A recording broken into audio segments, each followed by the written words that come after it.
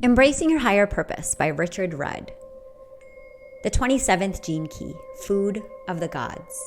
Shadow selfishness, gift altruism, city selflessness. Programming partner 28th Gene Key, codon ring the ring of life and death. 3, 20, 23, 24, 27, and 42. Physiology, sacral plexus. Amino acid, leucine. The 27th shadow, selfishness. The mathematics of love and selfishness. The 27th gene key is truly vast in its implications at a planetary level. It governs the structure of the food chain, the preservation of gene pools, both human and animal, and is key to understanding the precise mathematical laws that maintain an overall balance between the different species on our planet. It even controls the shuttle shifts and changes underlying global climate and the weather. The ancient Chinese called this 27th hexagram of the I Ching nourishment, with good reason. It represents a built-in planetary law that rules all sentient life. To give is to receive. Seen from a higher frequency, a higher level of frequency, the 27th shadow of selfishness is a distortion of this fundamental law. When we look at nature through a macrocosmic lens, we see that all the different systems on this planet are interconnected. All life forms and matter, both organic and inorganic, are essentially porous at the subatomic level. There's an entire mathematics of giving and receiving that unites all forms and is primarily based upon food. We are using the word food here in the broadest possible sense. If you are a bacteria, for example, your definition of food might be anything from gasoline to wood. The point is that life is a living chain of birth and decay, of creatures living off each other and transforming one thing's death into another thing's birth. At the profoundest level, nothing exists unless it can be eaten by something else. We might refer to this principle within the 27th gene key as hologenetic. It is present in all creatures at a genetic level, but can also be replicated as a set of laws governing any and every system in life. In humans, for example, this law forms the basic thread of our morality, of what we consider good and bad. This 27th shadow of selfishness in particular is labeled as morally bad or undesirable. Through the 64 gene keys, however, all morality can be understood as simply the movement of frequency through a certain archetype. Seen in this objective way, there is no moral agenda. The 64 shadows are not bad, even though their external manifestations are usually labeled so. All forms in our planet are constantly evolving in frequency, so among humans we see higher frequencies dominating in some places and lower frequencies in others. Selfishness is where the 27th gene key begins its evolutionary journey in humans. The so-called selfish gene has been a requirement for us to survive, particularly for blood ties and close genetic groupings. However, selfishness must be transcended in order for the next form to mutate out of the existing form of Homo sapiens. This is how the mathematics of nature works. As the frequency within a species reaches its zenith, it pushes and stretches that form to make a quantum leap. For some time, the new form needs the care of the old form, even though ironically, the new form will ultimately eradicate the old form. Selfishness then is a stage in our evolution that's in the process of being transcended at a collective level. If it weren't, humans would die out. This is not a question of morality, it's a question of evolution. When we look at our world today, particularly through the world media, we have a tendency to focus on the negative aspects of life. That is due to the general low frequency of mass consciousness. But as a collective body, we humans have already ascended far beyond individual or tribal selfishness. The structures that we have built into our society create opportunities for so many more people to be fed and nourished than ever before. It is true that an enormous amount of the world population still lives in poverty and suffers from malnutrition, just as it is true that selfishness is primarily responsible for this. However, collectively, we've moved a long way from being monkeys. Even so, the current human vehicle is still designed for selfishness and is not easily suited to the higher frequencies. It is still relatively rare for humans to raise the frequency of their genetics, even to the gift level, let alone the citic level. Thus, our species must prepare itself to make the genetic quantum leap, because that's the only way that it can truly transcend its built-in selfishness. By viewing selfishness in this way, perhaps we humans can begin to see through to the higher frequencies of this 27th gene key. Selfish acts cause devolution, whereas selfless acts cause evolution. If we add to this a further equation from nature's mathematics, we'll see that the 27th shadow of selfishness is equal to purposelessness. This equation is created out of the twin binary of the 27th shadow and its programming partner, the 28th shadow of purposelessness. This binary coding leads to a dead end. Selfishness does not pay well since it makes us imporous rather than porous. In the long run, closes down the possibility of our being nourished, whether by food or love. Selfishness cuts us off from the collective. Even though it may ensure individual survival, in order for our species to take the next evolutionary leap, survival must become absolutely communal. As an aspect of the chemical family known as the ring of life and death, the 27th shadow reminds us of the cosmic forces of creation and destruction. Every shadow is destructive and leads to death, whereas every gift leads to life. It is only at the highest acidic level that life and death are finally transcended. Each of the codon rings groups function collectively across the entire gene pools to establish a field of frequency that pervades and influences the whole planet. Because the 27th shadow is bound to the other gene keys in this codon ring, it's easy to see through to the true nature of selfishness. Through the 27th shadow, we can see how addictive it is. Through the 3rd shadow, how it sets up chaos. And through the 20th shadow, how it requires an absence of basic human awareness. Through the 23rd shadow, we can see how complicated selfishness makes life. And finally, through the 42nd shadow, how it is rooted in the false expectation that it will bring an end to suffering. Repressive nature, self-sacrificing. The repressive nature of this shadow manifests as self-sacrifice, in the sense of giving away your personal power rather than giving from your heart. You give to others, but without any natural sense of boundary, which either leads to your being taken advantage of or to a feeling of resentment from the receiver. The laws of life state that there must be a mutually beneficial exchange in order for a relationship to remain healthy. The repressive nature is afraid of its own dark side and tries to gloss it over by expending all its energy on others. Such self-sacrifice also contains a subtle trace of guilt. The frequency of the giving does not come from one's true heart and can only be received in the manner of which it's given, without real gratitude. Giving in this way causes more harm than good, because you inevitably deplete your own resources and gradually wear down your own health. Reactive nature, self-centered. The reactive side of this shadow is about giving with an agenda and not being purely selfish in the sense of holding back your energy. These people give to others in order to get something back for themselves. This kind of political giving creates its own aura of manipulation and encourages distrust. When such people give to others and do not get back what they expected, the latent anger of their reactive nature suddenly explodes to the surface. All reactive natures have this capacity to lash out at others, and the 27th shadow can often be seen as the most shocking because in the beginning it appears to be so generous and giving. This kind of giving comes entirely from the mind rather than from the heart. The 27th gift, altruism, the pod mind. The 27th gift can be understood most clearly by observing it in the animal kingdom. Among the 64 gene keys, there are certain gifts that have a close connection with other species. In the case of the 27th gift, the connection is with other mammals. This gift represents the common communal bond that exists between members of a group or family of animals or mammals. For example, in a pod of dolphins, the 27th gift is seen reflected in the pod mind, the invisible psychic force that unites these creatures and keeps them together. The pod mind monitors the safety of the pod as a whole. It functions through each individual dolphin, but it is instantly communicated to all members of the pod. The nature of this pod mind is altruism in the sense that if an individual member of the pod is in danger, all dolphins will turn to assist it.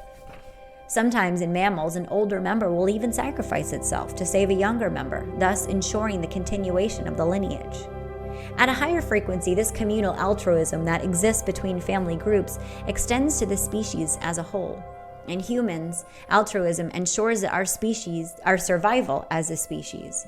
It ensures a happier, healthy life, even though it may not always be the life you were expecting. Giving from the heart can stir up unexpected cosmic forces that work to your favor. To give to others simply for the sake of giving activates healthy currents deep within your body. Through selfishness, you may require much for yourself, but you will not acquire a true sense of higher purpose. Purpose flows from altruism, like water from a spring. It bubbles up inside you, making you feel warm, as well as spreading this feeling to others. Another aspect of altruism is its ability to be detached. We have already seen through the gift of life and death how closely linked the 27th gift is to the 42nd gift of detachment. The primary difference between the 27th shadow and the 27th gift is that altruism gives without expectation, as well as giving to causes that it knows it'll be fertile. The repressive nature of this 27th shadow, self-sacrifice, is about giving to the wrong people, exemplified in Christ's parable of the farmer whose seed falls on infertile ground. Altruism is actually a form of intelligence that knows through its vital connection to the group mind what is worth giving and to whom. It does not feed victim consciousness. Essentially, it supports the empowerment of individuals through a process of deep communal bonding. The 27th gift's ability to give in a detached way also means that these people are willing to bend or even break laws or moral codes in order to give others the support that they need. When caring comes from the heart, it has no trace of morality. This kind of caring is akin to a parent looking after its child, and indeed, this 27th gift has much to do with the education and nurturing of children. Those who have children of their own understand this urge to protect their young at a genetic level. It's one of the strongest forces on our planet. Because it has such a close resonance with all life forms, this gift also has much to do with natural 7-year cycles. The 7-year cycle is the foundation of the educational and nurturing process. In human beings, this gift creates enormous genetic pressure to stay with your offspring for a minimum of 7 years. If you have this gift as part of your hologenetic profile, as a parent, you will actually cause yourself physical, emotional, and mental damage if you're not an integral part of your child's first 7 years of life. This genetic pressure is inherently healthy for the family. Even if the mother and father are no longer intimate, the child must become the primary focus. Every child needs the balance of both the male and female aura consistently during that crucial first 7 years of life. Everything in the child's psyche is forged in the first 7-year cycle. Beyond these 7-year cycles, all other cycles of imprinting do exist, but the stage is already set. Any child who receives a true nurturing from both the male and female in their first 7 years will have a strong physical, emotional, and mental constitution. In effect, they will always have the capacity to find their own inner strength.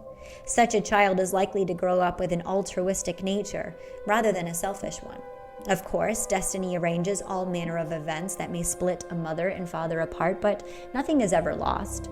The opportunity for healing the split in these first 7 years will always reoccur in your life at a later date. You may indeed have to heal your own childhood wounds by becoming a parent yourself. All relationships give us the opportunity to heal old wounds through sustained nurturing. This is in fact the secret of a happy relationship. If you're not content in your relationship, it may be because you have not nurtured yourself fully.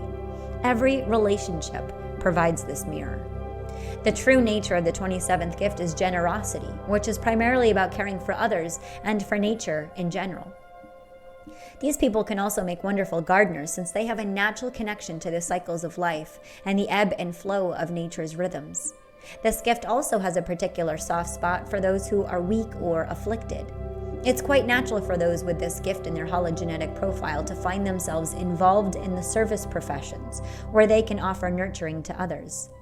At a very high frequency, the 27th gift gives off a personal aura of trust, which is immediately felt by others.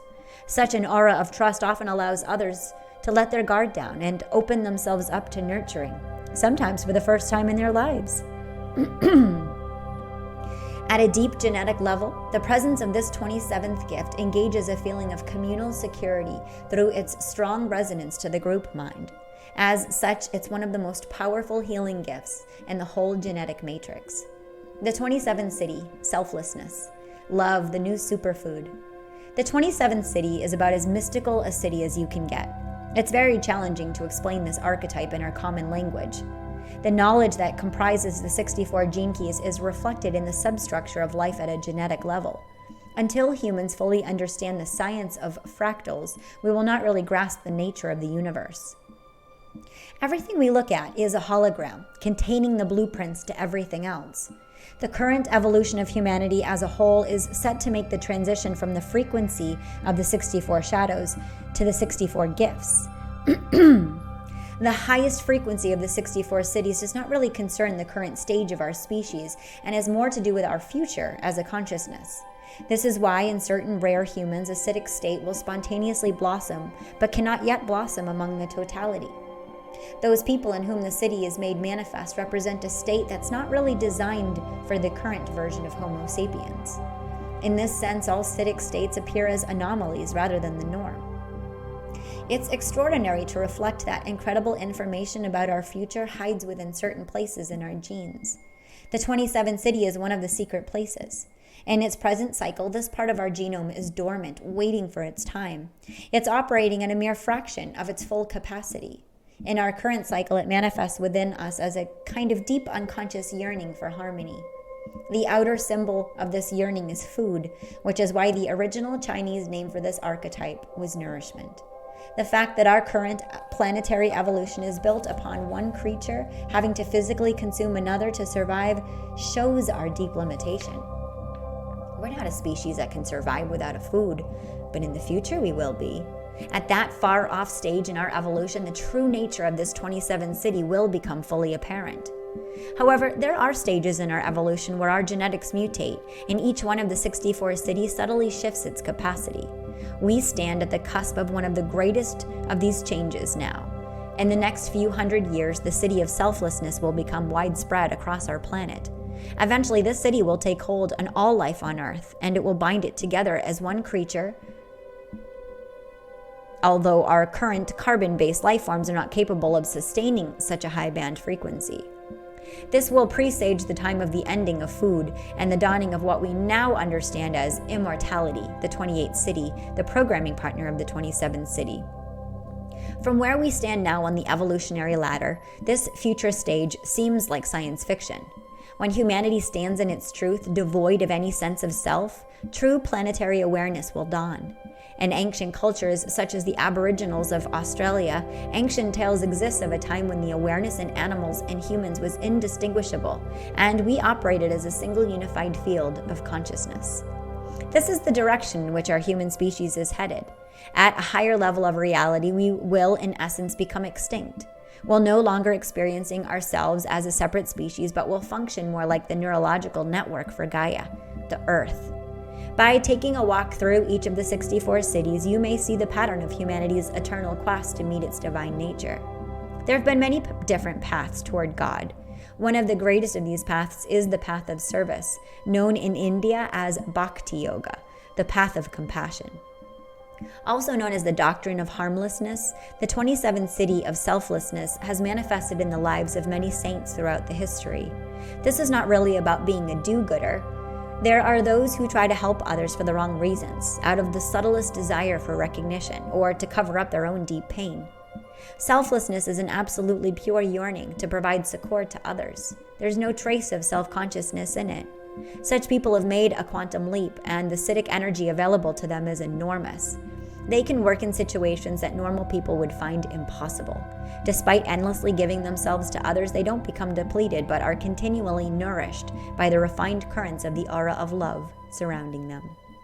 The mathematics of love are built into the structure of all life, but only when we discover these laws will human beings realize their highest potential. Inherent in the 27th city is the realization of the divine law of philanthropy, the love of humanity. Philanthropy unlocks the secret of free energy because it gives selflessly of itself, and it gives intelligently. To give without awareness is charity, but to give with awareness is philanthropy. The 27th city knows how to distinguish between that which is alive and that which is decaying, and it gives unremittingly to that which is alive. At the acidic level, the 27th gene key becomes capable of miraculous healing. As long as there is an ounce of life force within something, the vast love coming through the 27th city can revive it. Because the city draws upon the entire bioenergetic field of Gaia, it has the capacity to heal any dis-ease or sickness, so long as the indwelling awareness is aligned more strongly with life than with death. One other way of approaching this city is through the analogy of music. There are certain cities that have a deep relationship to music as the binding force behind all life. This 27th city concerns the music of the elements as they combine and recombine, endlessly feeding off each other.